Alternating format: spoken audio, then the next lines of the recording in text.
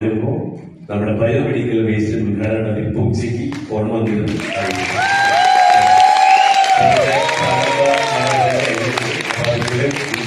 അറിയിക്കാണ്.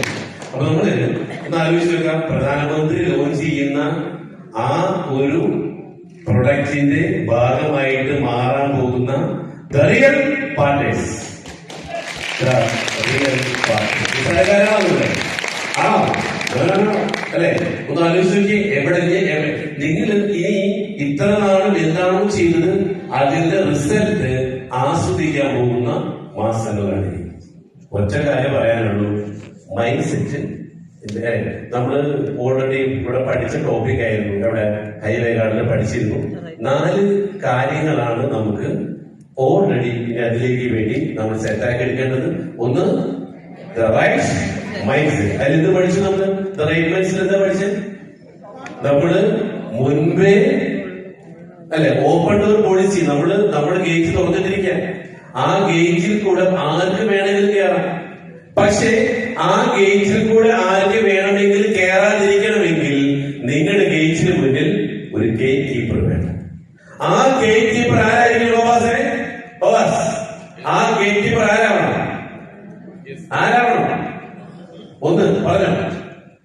അതായത് ഇപ്പോ ഷെല്ലിയുടെ mind set okay, വർഷങ്ങളോളം ഒരുപാട് പേരെ കൊണ്ട് ഡംപ് ചെയ്തു, നമ്മളത് ക്ലീൻ ചെയ്ത് പുറത്തേക്ക് വിട്ടു. ഓക്കെ, ഇനി എന്ത് ചെയ്യണം? ആ ഗേറ്റ് കൂട്ടിയിടാം. ആ ഗേറ്റ് ഒരു ഗേറ്റ് കീപ്പർ നിർത്തിയിട്ടുണ്ട്. ഇനി ആ ഗേറ്റ് കീപ്പർ പറയുന്നത് പോലെ മാത്രമേ കേൾക്കാൻ പാടുള്ളൂ, വേണ്ടാത്തത് തലയിലേക്ക് കയറ്റാൻ പാടില്ല. എങ്കിൽ ആ ഗേറ്റ് കീപ്പർക്ക് വേണ്ട ക്വാളിറ്റീസ് എന്തൊക്കെയാണ്? Point number 1, source filter. എന്താണ് സോഴ്സ് ഫിൽറ്റർ? പറയുന്ന ആള് സക്സസ് ആയുള്ള ആളാണോ? ഒന്ന്, നിങ്ങളുടെ ഗേറ്റ് കീപ്പറിൽ നിൽക്കുന്ന ആൾ പറയുന്നത് കേൾക്കാൻ ആ ആൾ സോഴ്സ് ഫിൽറ്റർ അല്ലെ അങ്ങനെയല്ലേ? അതായത് അത് പ്രൂവ് ചെയ്തിട്ടുള്ള ആളാണോ?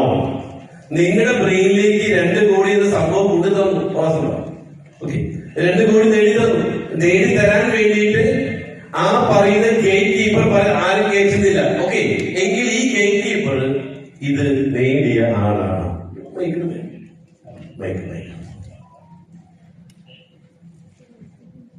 അപ്പൊ റൈറ്റ് മൈൻഡ് 3 കാര്യങ്ങൾ നമ്മൾ പഠിക്കേണ്ടത്.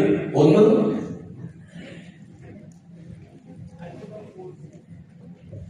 ഓപ്പൺ ഡോർ പോളിസി അല്ലെ? അപ്പൊ അത് ഓപ്പൺ ഡോർ പോളിസി സോഴ്സ് പറഞ്ഞു.